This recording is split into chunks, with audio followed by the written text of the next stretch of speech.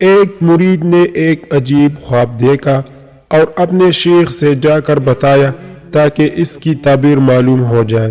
اس نے کہا کہ حضرت، میں نے آج خواب میں دیکھا کہ میرے سامنے 2 برتن ہیں اور ایک برتن میں شہد ہے اور ایک برتن میں نجاست۔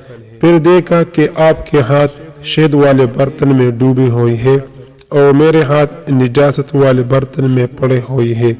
یہ سن کر وہ شیخ صاحب کہنے لگے کہ اس کی تعبیر تو واضح ہے کہ ہمارے ہاتھ شہد میں ہے، یعنی دین میں ڈوبے ہوئے ہیں، اس میں ہمارے دیندار ہونے کی اشارہ ہے، اور تمہارے ہاتھ نجاست میں ڈوبے ہوئے تھے، اس کا مطلب یہ ہے کہ تم دنیا دار ہو۔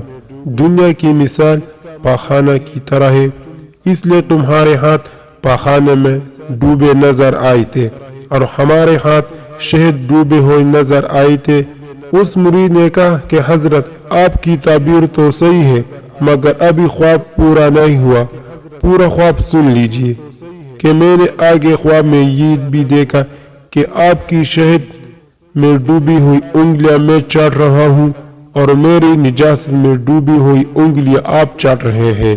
یہ سن کر وہ شیخ غصہ میں آ گیا اور اس کو بھگا دیا۔ حضرت تھانوی رحمۃ اللہ علیہ کہتے ہیں کہ خواب کے آخری حصہ کی تعبیر میں دیتا ہوں، وہی کہ اس مرید کے ہاتھ واقعی دنیا میں ڈوبے تھے، مگر وہ دین لینے کے لیے شیخ کے پاس آیا تھا، اس لیے شیخ کے ہاتھ سے شہد چاٹ رہا تھا، مگر وہ پیر مرید کو دین پاؤں نچانے کے بجائے اس سے دنیا حاصل کرتا تھا، اس لیے وہ اس مرید کی نجاست سے آلودہ انگلیاں چاٹ رہا تھا۔